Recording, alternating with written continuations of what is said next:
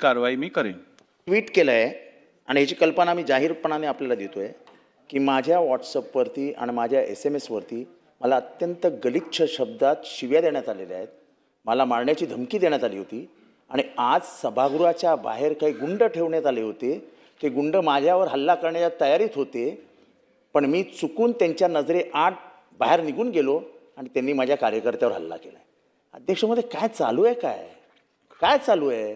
तुम्ही व्हिडिओ तपासा. ठीक आहे. तुम्हाला लगेच कळेल हल्ले कसे. या संदर्भातला संपूर्ण अहवाल मी मागवलेला आहे. अहवाल प्राप्त झाल्यानंतर मी उचित कारवाई करीन.